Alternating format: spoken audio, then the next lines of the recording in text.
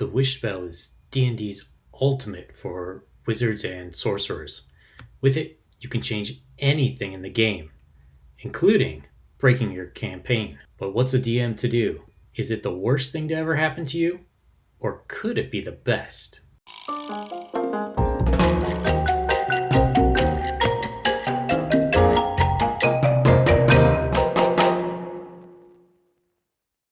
Hey everyone, Jian Zhao here again.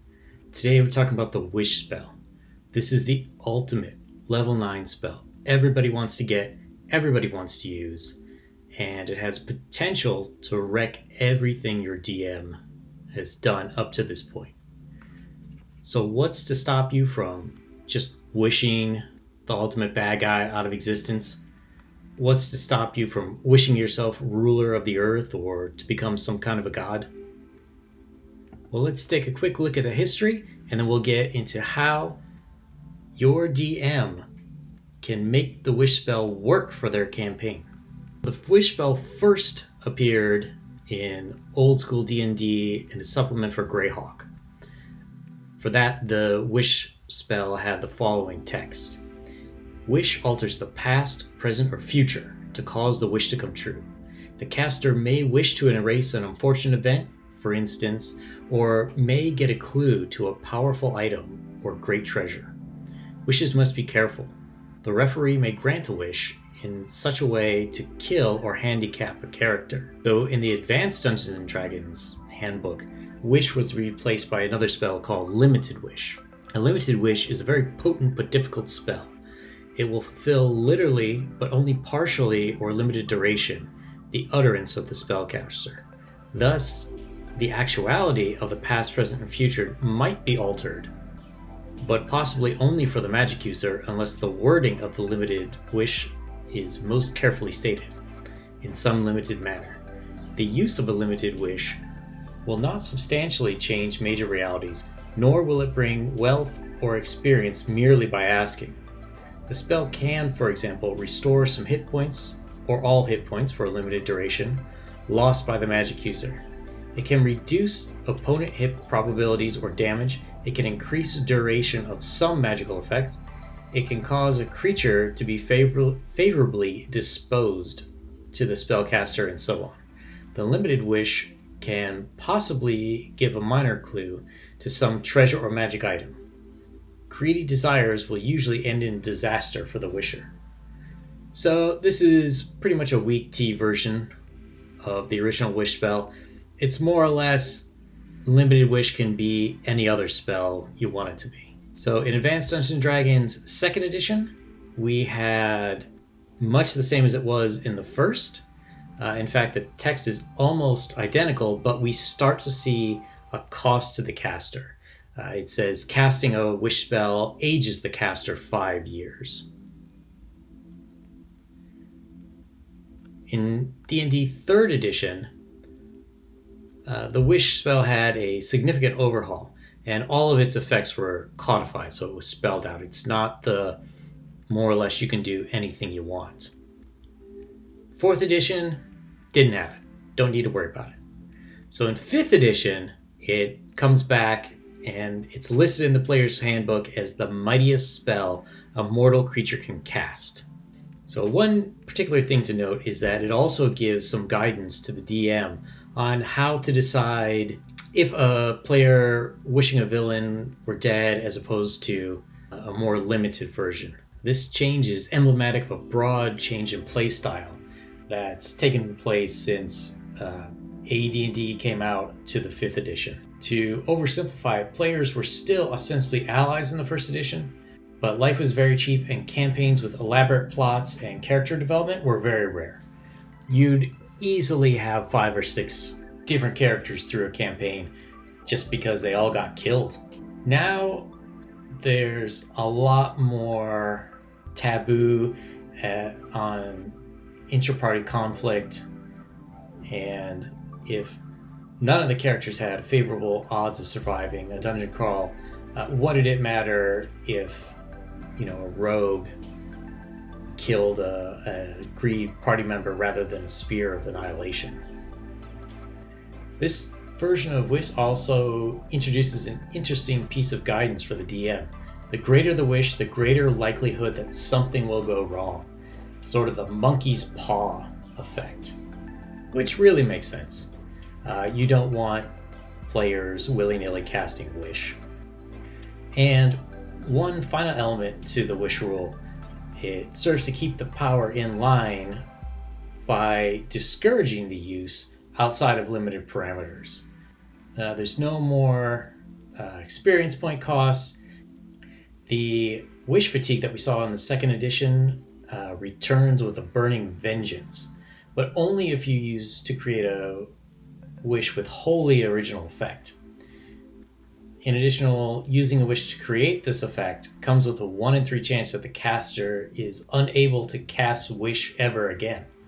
So yeah, it could be something great to end the campaign with, but I don't know, if you screw up, you're in big trouble. So how do we make Wish work with what the players want while not totally screwing up a campaign? So there's several pieces of advice. One is to always be generous to players that are willing to be generous to you. So if wizards and sorcerers in your game are going to use Wish to enhance the campaign, let them work. If they're going to try to wreck your campaign, then hey man, you might as well wreak havoc with them. There's a lot of different ways which we can do this. You can turn the spell on them, you can have it not work, you can permanently take away all their magical abilities. The choice is really yours. So my advice for DM is to put a wish spell in several different categories. So for anyone who's ever seen the anime Full Metal Alchemist, there's a famous line, if one wishes to obtain something, something of equal value must be given. So the greater the risk, the greater likelihood that something is going to go wrong.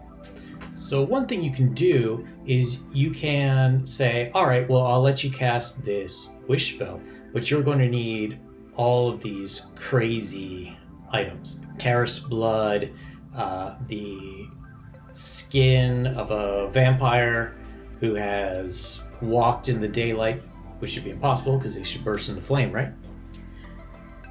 So you can do this and you can make this part of the campaign. Make them do some dungeon crawl where one special item they need is there. You can also have them kill whatever terrible beast like a tarrasque. You can have them have a test of wits with a god to get some kind of an item. Or, man, you could make it really bad. Say, okay, you want this spell? Well, you're gonna have to kill your gnome rogue. That'll make them really suffer. So by doing this, you make it worth it. It's okay for someone to have phenomenal cosmic power, but it can't ruin anybody else's fun. So from an evil point of view, this is also for your benefit. Let your caster get comfortable making little wishes with only minor consequences, and then when they become cocky enough and they're going to go for something that will fundamentally rewrite reality, you just pull the rug out from under them. You can also consider other players. D&D 5th edition is not a very well balanced game, and it's really not meant to be. And it's probably for the best. So wizards, bards, and sorcerers are the only ones that get to cast Wish. Clerics have something a little bit similar with divine intervention, but the other classes have nothing that approaches the sheer potential power. So something you can do is you can hand out magic items. You can give a magic lamp with a genie. There's a ring of 3 wishes, or a luck blade also has wishes in it, and then everyone has the power to alter reality. So you can have fun watching one person screw over another by increasingly crazy wishes. Or you can consider, what does a wizard get out of having a wish? Does it accomplish something from a character standpoint, or is power all that they want? Will it bring back a lost loved one? to save an ancestral kingdom. Once you distill the power of the wish down to the narrative purpose, you can find a better way to balance it. How does a fighter gain the power to fundamentally change the world in the way a wizard can with Wish? For example, a 20th level bard wishes the evil king were a toad. What are the consequences? The evil king's equally evil daughter rules the evil kingdom instead. Another example is a 20th level wizard in the midst of a nationwide famine wishes that the crops of their country flourished instead of suffering from a disease that year. The consequence, the insects that plague their crops instead plague a neighboring realm, which then declare war on your kingdom. However, if you had 20th level fighter, you could march into that neighboring realm, which is really flush with fool, demand a share of it, or take it by force. So it's very easy for you to have something backfire. So I hope you enjoyed the Wish. Please like and subscribe down below. I'd love to hear your comments on what you think the Wish spell would be used for, or how you would make your players suffer for it. And I'd love to hear your comments on what you think I should do an upcoming video on.